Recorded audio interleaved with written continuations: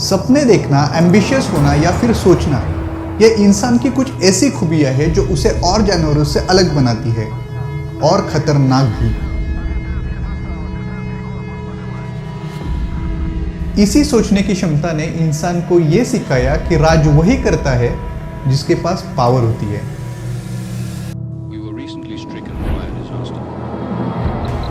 लेकिन इंसान ये सीखना भूल गया कि great power comes with great responsibilities.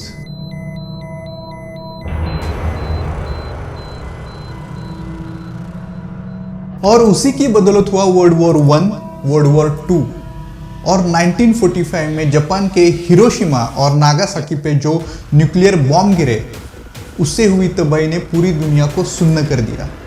और उसी दिन दुनिया ने सही मायनों में ये जाना कि जो एटम हमारे घर में बिजली पैदा कर सकता है, वही एटम पूरी दुनिया को तबाह भी कर सकता है।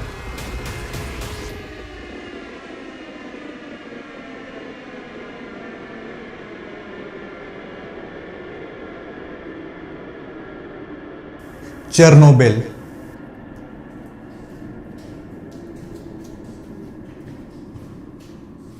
कुछ नया करने की चाहत इंसान की ख्वाहिशों को कभी कभी इतना ऊंचाइयों पे ले जाती है कि इंसान वहां से देख ही नहीं सकता कि अच्छा क्या और बुरा क्या, सही क्या और गलत क्या।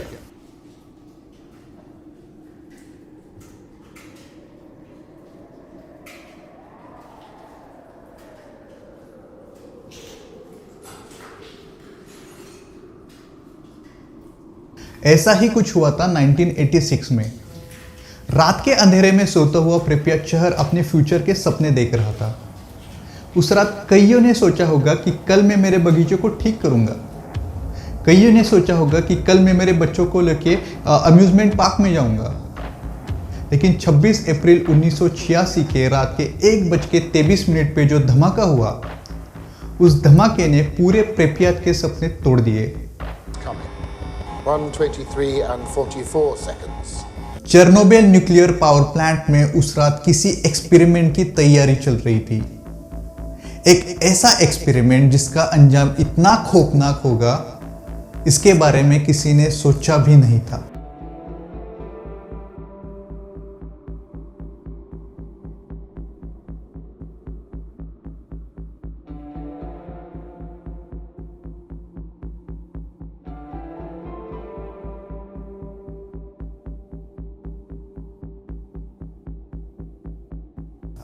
दो एटम्स एक दूसरे से टकराने की जो क्रिया होती है, उसे कहते हैं न्यूक्लियर फ्यूजन। और इस न्यूक्लियर फ्यूजन से जो एनर्जी जनरेट होती है, उसे कहते हैं न्यूक्लियर एनर्जी। अब न्यूक्लियर पावर प्लांट में एग्जैक्टली होता क्या है? न्यूक्लियर पावर प्लांट में इलेक्ट्रिक एनर्जी जनरेट करने के लिए यूरेनियम, ये जो रेडियो एक्टिव एलिमेंट है, उसका इस्तेमाल किया जाता है। न्यूक्लियर फ्यूजन के दौरान रिएक्टर कोर में जो भी हीट जनरेट होती है, उसका इस्तेमाल पानी बॉईल करने के लिए किया जाता है। और उबले हुए पानी से बनने वाली भाप टरबाइन ब्लेड्स को घुमाती है, और वही ब्लेड्स जनरेटर से बिजली पैदा करते हैं।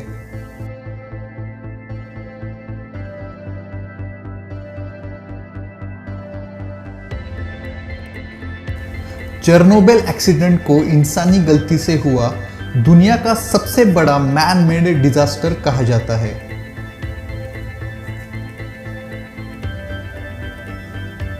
न्यूक्लियर पावर प्लांट में जब भी कोई टेस्ट या एक्सपेरिमेंट होता है, उससे पहले कई सारे सेफ्टी प्रोटोकॉल्स फॉलो किए जाते हैं। मगर 26 अप्रैल 1986 के रात जो भी टेस्ट होने वाला था, ना तो उसके लिए कोई सेफ्टी मेजर्स फॉलो किए गए थे, और ना ही उस समय शिफ्ट में काम करने वाले किसी टेक्नीशियन के पास वो टेस्ट कंप्लीट करने की एक्सपर्टीज थी। टेक्नीशियंस ने इस टेस्ट का विरोध भी किया था, क्योंकि वो जानते थे कि ये टेस्ट कितना रिस्की है और इसका अंजाम कितना खतरनाक हो सकता है। मगर चेरनोबिल पावर प्लांट के डेप्यूटी चीफ इंजीनियर एंटोनी डेटलॉय के सामने किसी की कुछ नहीं चली। न्यूक्लियर फ्यूजन रिएक्शन स्लो करने के लिए यूरेनियम फ्यूल रॉड्स के बीच में कुछ कंट्रोल रॉड्स होते हैं। जो पानी को कोर के अराउंड पंप करते हैं ताकि कोर में ओवरहीटिंग ना हो। मगर जब टेस्ट शुरू हुआ तब ऑलमोस्ट सब कंट्रोल रॉड्स निकाल दिए गए थे और गलती ये हुई कि टेक्नीशियंस ने कूलेंट का फ्लो कंट्रोल खो दिया। उसके वजह से न्यूक्लियर कोर में इतनी हीट जनरेट हुई कि उसने एज ए कूलेंट यूज होने वाले पानी को कुछ सेकंड में ही भाप में बदल दिया।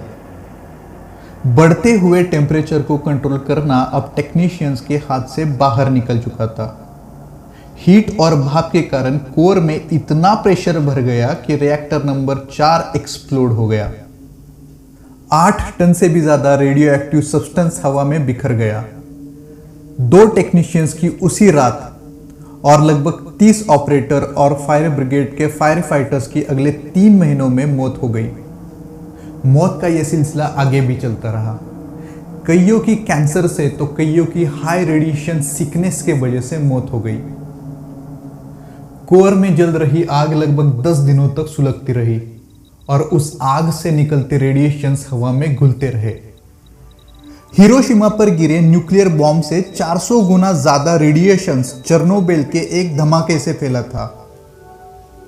हवा में बिखरता जहरीला रेडियो एक्टिव डस्ट 30 किलोमीटर से भी ज्यादा दूर तक और धीरे धीरे दूसरे देशों में भी फैलने लगा था। चेर्नोबिल के 10 से 15 किलोमीटर दूर प्रिपियात से कई हजार लोगों को माइग्रेट कर दिया गया और अब लगभग 35 सालों बाद भी यह शहर खाली है, एक शमशान की तरह। उन लोगों ने यह कभी नहीं सोचा होगा कि जो घर वो आज छोड़ रहे हैं उस घर में वो कभी लौटकर वापस नहीं आ सकते। प्रिपियात में आज भी कई चीजें वैसी की वैसी है, अनटच्ड, और प्रिपियात को आज एक घोस्ट टाउन कहा जाता है।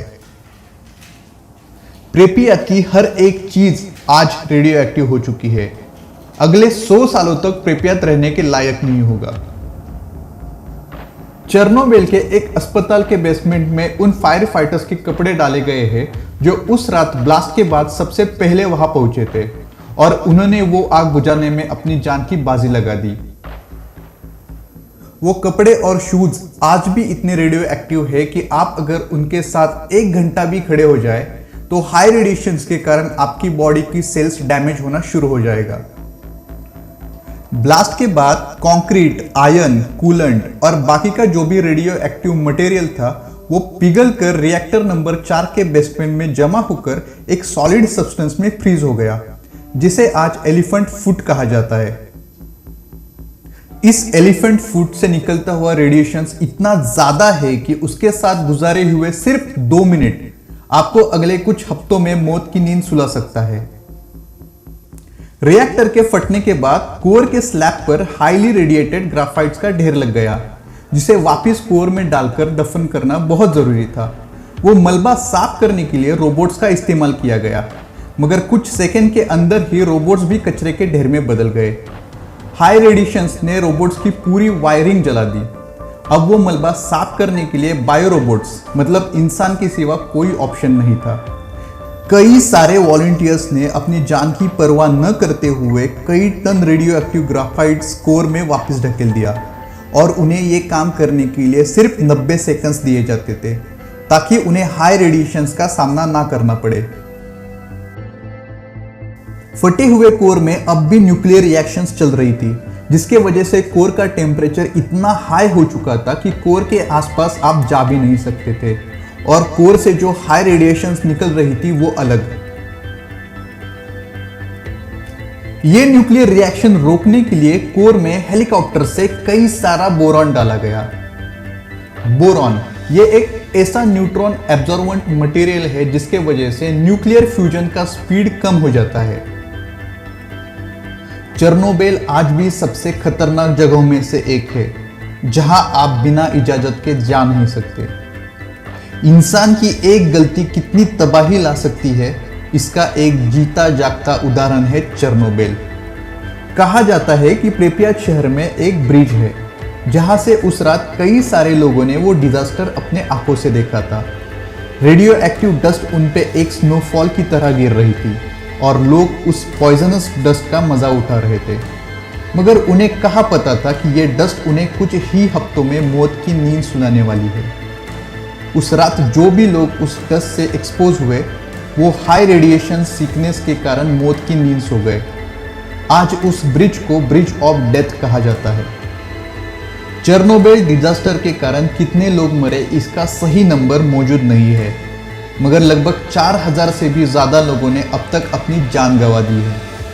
इस घटना से एक सीख तो ज़रूर मिलती है, इंसान का खुद पे काबू होना बहुत ज़रूरी है, वरना कुदरत की तबाही बेकाबू होती है। चेरनोबिल डिजास्टर में शहीद हुए उन फायर फाइटर्स और उस हर एक इंसान को मैं सलाम करता हूं जिन्होंने अपनी जान पर खेलकर बढ़ती हुई तबाही को रोका। 26 अप्रैल 1986 की वो खौफनाक रात दुनिया कभी नहीं भूलेगी। वो रात जिसने कुदरत की ताकत को काबू करने निकले इंसान का घमंड तोड़ ये एहसास दिलाया कि कुदरत के ताकत के सामने तेरा कोई वजूद नहीं।